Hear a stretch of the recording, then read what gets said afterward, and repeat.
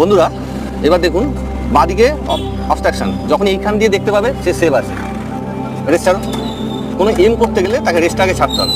দেখুন ডান দিকে এটা একটা ক্রাউডেড এরিয়া, এবার রেস্ট ছাড়ো, স্লো করো, এখানে ব্রেক মারো, ও দেখো অটোমেটিক সরে যাবে, সরবে না। এই যে সরার রোগটা, এর ফলে অ্যাক্সিডেন্টটা হয়ে যায়। কারণ ডান দিকে যে গাড়ি আছে তার দিকে তাকিয়ে আপনি বাঁদিকে গাড়িটাকে সরাবেন, তখনই অ্যাক্সিডেন্টটা হয়ে যাবে। বাঁদিকে যদি কেউ থাকে তখনই অ্যাক্সিডেন্টটা হয়ে যাবে। এই দেখো সরে যাচ্ছে, রেস্ট ছাড়ো, স্লো করো, হালকা স্লো। আর এই রিস্ট, বাঁ হাতের রিস্টটা যদি বেন্ড হয়ে থাকে তাহলে জানবেন গাড়ি আস্তে আস্তে বাঁদিকে সরবে। হ্যাঁ সরবে না, বাঁদিক সেভ করো, চলো এগাও এগাও এগাও, ও সরবে। উল্টো দিকে যে আসছে এবার রেস্টটা ছেড়ে দাও। রেস্টটা আমরা কেন ছেড়ে দিই? উল্টো দিক দিয়ে যে আসছে সে যদি অনেকটা ক্লোজে চলে আসে তার জন্য আপনি রেস্টটা ছেড়ে দেবেন। দেখবেন যে রেস্টটা ছেড়ে দেওয়ার ফলে, পিক আপটা ছেড়ে দেওয়ার ফলে সে সরছে কিনা। রেস্টটা ছেড়ে দাও, দুটো উপকার হয় রেস্টটা ছাড়লে।